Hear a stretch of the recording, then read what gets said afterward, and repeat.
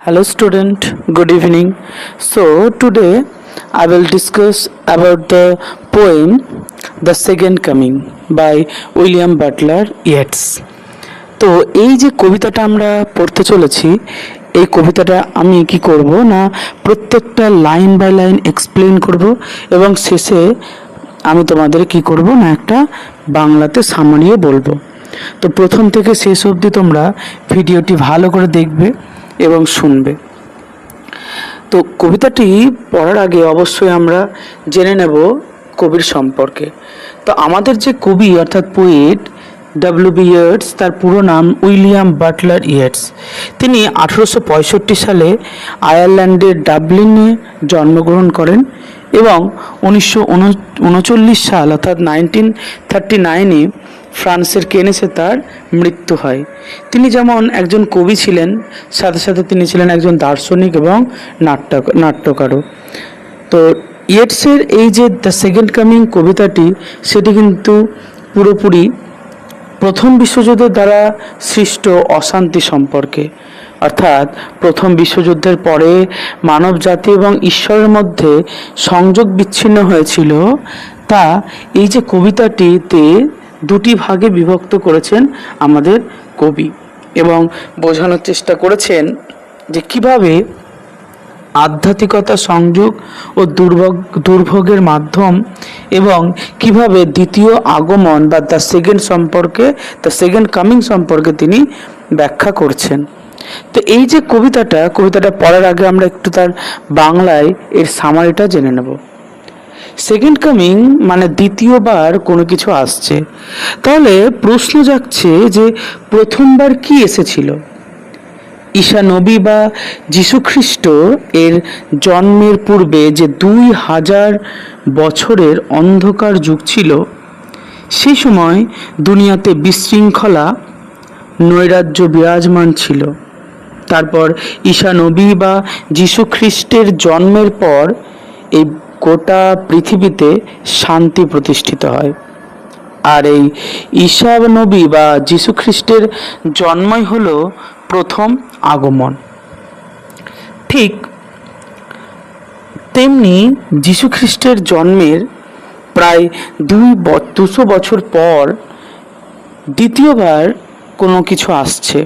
প্রথম বিশ্বযুদ্ধের পর এই দুনিয়াতে, বিশেষ করে আমেরিকাতে, যখন খুব বিশৃঙ্খলা, হিংস্রতা ও নৈরাজ্য বিরাজমান সৃষ্টি হয়েছিল, তখন কবি দ্য সেকেন্ড কামিং কবিতায় ইঙ্গিত দিয়েছেন যে দ্বিতীয়বার কোনো কিছুর আগমন ঘটছে, যেভাবে প্রথম আগমন হয়েছিল। এখানে আমরা এবার কি করব, প্রত্যেকটা লাইন আমরা তার আক্ষরিক অর্থ এবং সেই আক্ষরিক অর্থের পাশাপাশি আমরা কিন্তু তার সহজ সরল ভাষায় সেই লাইনের অর্থটাও কিন্তু আমরা বুঝব। চলো তাহলে প্রথম আমরা প্রত্যেকটা লাইন বাই লাইন এক্সপ্লেন করি। Turning and turning in the widening gear. এই প্রথম লাইনটির অর্থ হচ্ছে ঘুরছে আর ঘুরছে প্রসারিত বৃত্তে। অর্থাৎ প্রথম লাইনটি একটি বৃত্তের ক্রমবর্ধমান বিস্তারের ছবি আঁকে, যা বিশৃঙ্খলার একটি চিহ্ন। দ্বিতীয় লাইনটি the Falcon can not here the ফ্যালকনার। অর্থাৎ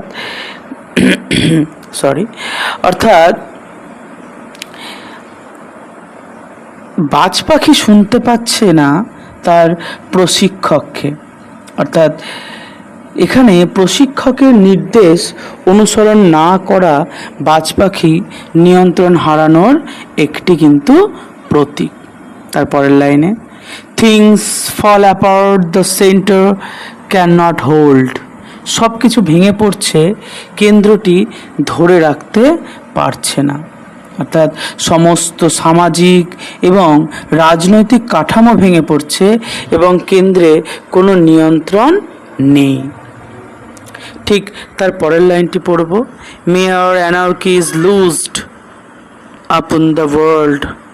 মোট অরাজকতা ছড়িয়ে পড়ছে পৃথিবীতে, অর্থাৎ এটি বিশ্বব্যাপী বিশৃঙ্খলার দিকে ইঙ্গিত করছে।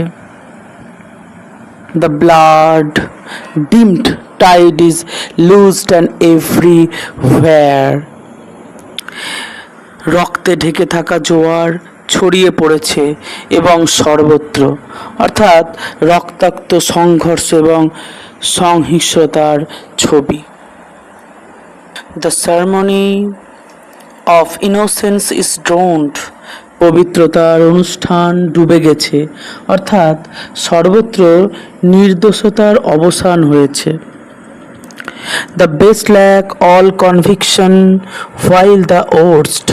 সেরা মানুষদের আত্মবিশ্বাস নেই, আর সবচেয়ে খারাপরা, অর্থাৎ এই লাইনগুলি ভালো মানুষের নীরবতা এবং মন্দ মানুষের উচ্চস্বরে বক্তৃতা সম্পর্কে কথা বলে।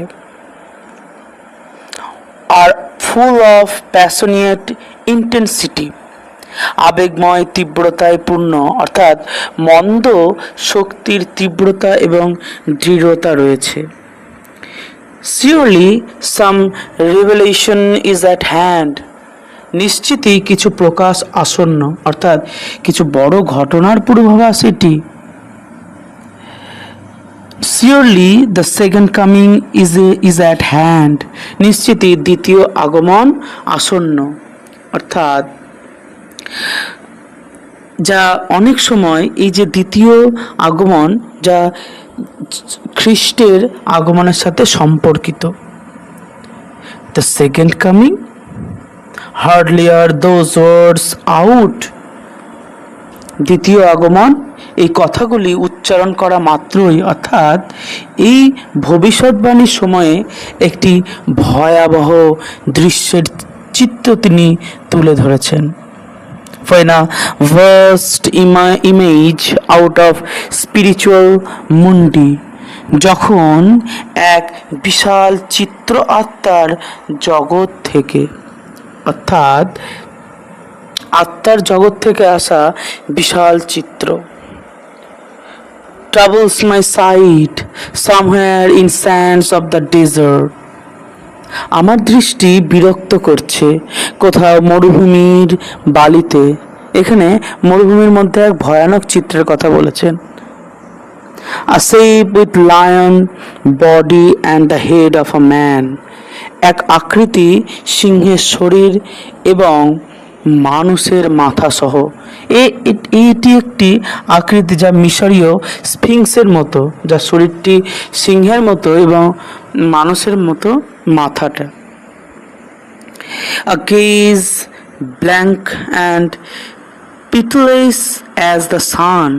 একটি দৃষ্টিতে শূন্যতা এবং নির্দয়তা যা সূর্যের মতো। তো এই মাধ্যমে কি বুঝলাম? এই লাইনটি সূর্যের মতো একটি শূন্য এবং নির্দয় দৃষ্টি। is moving its slow thighs while all about it. তার ধীর কাঁধগুলি সরছে আর এর চারপাশে, অর্থাৎ ধীরে ধীরে নড়াচড়া করা এর কাঁধ। real shadows of the indignant desert birds. মরুভূমির রাগান্বিত পাখিদের ছায়াগুলি দুলছে, অর্থাৎ পাখিদের ছায়াগুলি যা ভয়াবহ দৃশ্যের দিকে ইঙ্গিত করে। The darkness drops again, but now I know.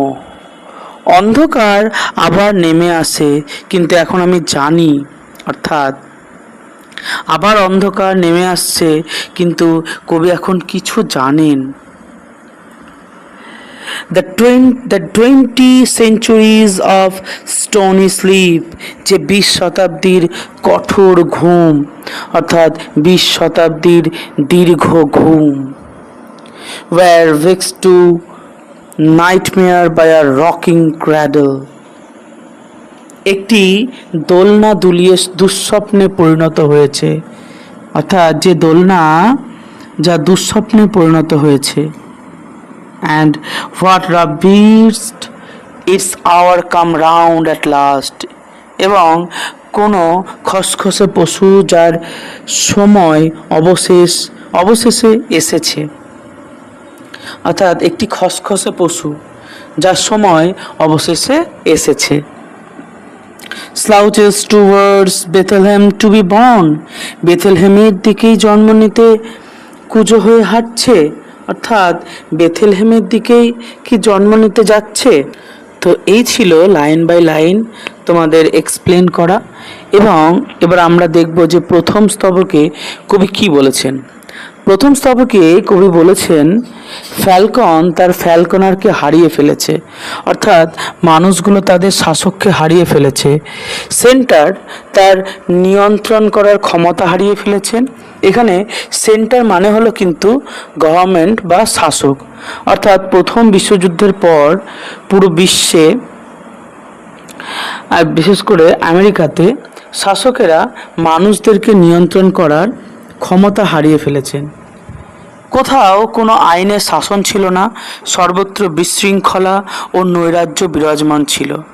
এরই সাথে মানুষরা তাদের ধর্মীয় বিশ্বাস ভুলে যাচ্ছে এবং খারাপ কাজের দিকে অগ্রসর হচ্ছে।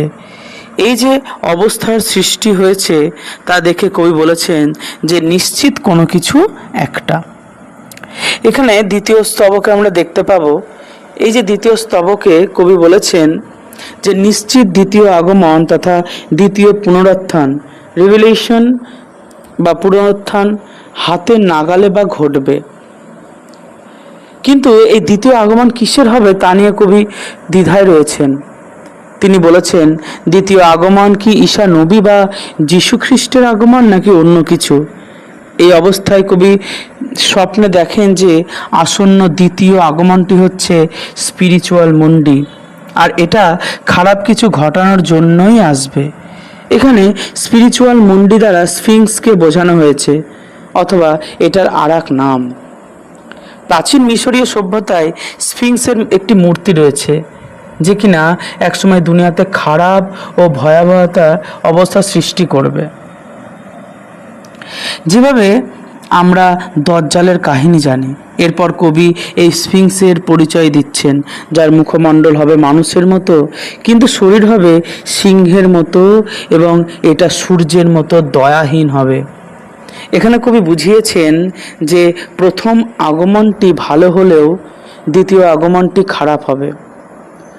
অবশ্য সবশেষে কবি একটি প্রশ্ন ছুড়ে দেন যে দ্বিতীয় আগমনটি কি ওই বেথলেহেমেই জন্মগ্রহণ করবে নাকি অন্য কোথাও, কেননা প্রথম যে আগমনটি সেটা কিন্তু বেথলেহেমে এসেছিল। আশা করি তোমাদের এই ছোট্ট একটি ভিডিওর মাধ্যমে আমি কবিতাটি বোঝাতে পেরেছি। কবি পরিচিতি এবং সামারি এবং প্রত্যেকটা লাইনের পুরো বাংলা অর্থ এবং তার ব্যাখ্যা। আশা করি তোমাদের এই ভিডিওটি ভালো লেগেছে। তোমরা অবশ্যই এই ভিডিওটি দেখবে, নিজেরা বোঝার চেষ্টা করবে এবং কমেন্ট বক্সে অবশ্যই জানাবে কেমন লাগলো, এবং তোমরা তোমাদের বন্ধু বান্ধবীদেরকে ভিডিওটি শেয়ার করবে। Thank you.